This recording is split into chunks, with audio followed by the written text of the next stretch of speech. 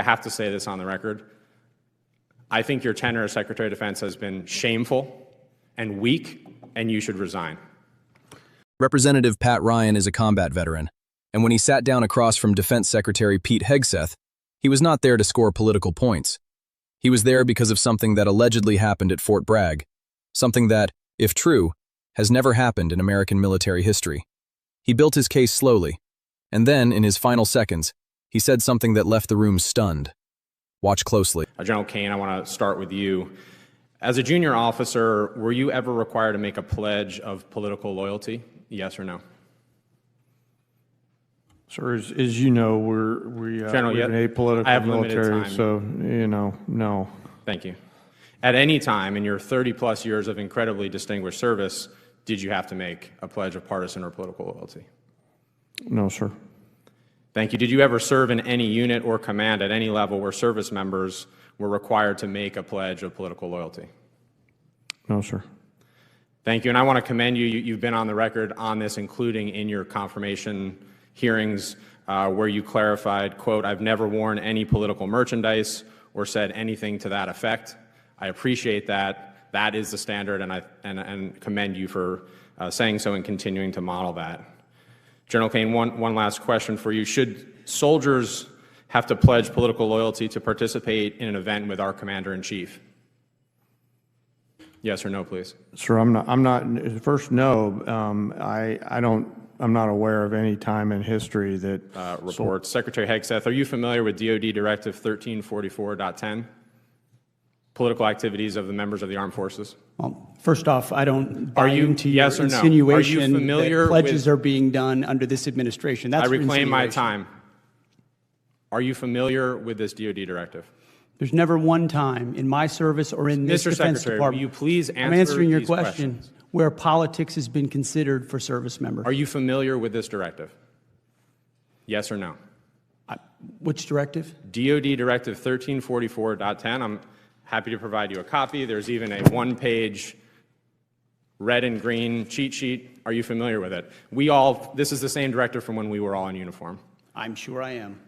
Has anything changed in that directive under your guidance, given what happened 2 days ago at Fort Bragg? Is there a new policy change that we're not aware of?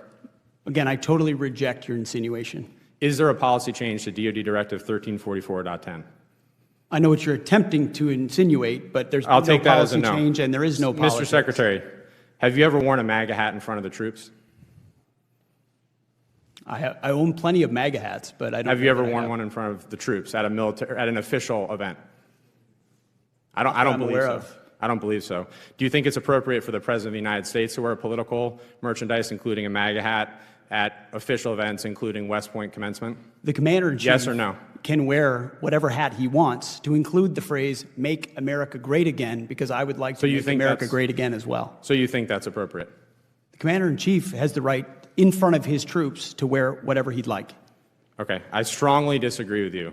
And I urge you both, especially you, General Kane, as we see an increasingly political rhetoric, including from the Secretary, to please, for the good of our troops, this is an incredibly difficult moment, and we need leaders like you to continue to echo the apolitical nature. I have 12 seconds. Mr. Secretary, I don't say this lightly. I have to say this on the record. I think your tenure as Secretary of Defense has been shameful and weak, and you should resign. I yield back. Gentlemen. So let's break down what just happened in that room. Pat Ryan did not walk in swinging. He walked in with a plan. He started with General Kane, and he asked him the simplest possible questions.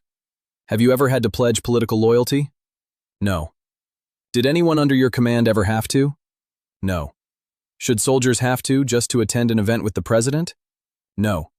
Every single answer from General Kane was clean and short and exactly what you would expect from a professional military officer.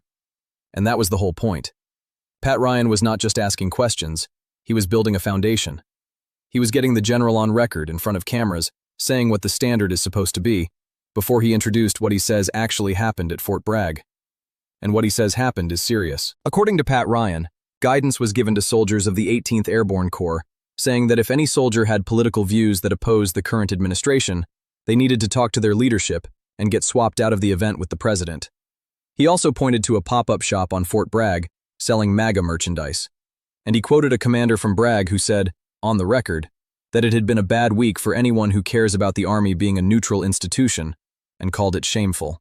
Then Pat Ryan turned to Pete Hegseth, and everything changed. Where General Kane gave straight answers, Pete Hegseth gave pivots. When Pat Ryan asked if he was familiar with DoD Directive 1344.10, which is the long-standing rule about political activity in the military, Pete Hegseth did not say yes or no. He talked about pledges not happening under this administration. That was not the question. The question was about the directive. When pressed again, he said he was sure he was familiar with it. That is still not a yes or no. When Pat Ryan asked if Pete Hegseth had ever worn a MAGA hat in front of troops, Pete Hegseth said he owned plenty of them, but did not believe he had worn one in front of troops. When Pat Ryan asked if it was appropriate for the president to wear a MAGA hat at official military events, including West Point commencement, Pete Hegseth said the commander-in-chief has the right to wear whatever he wants, and added that he, too, would like America to be great again. That last part is worth pausing on.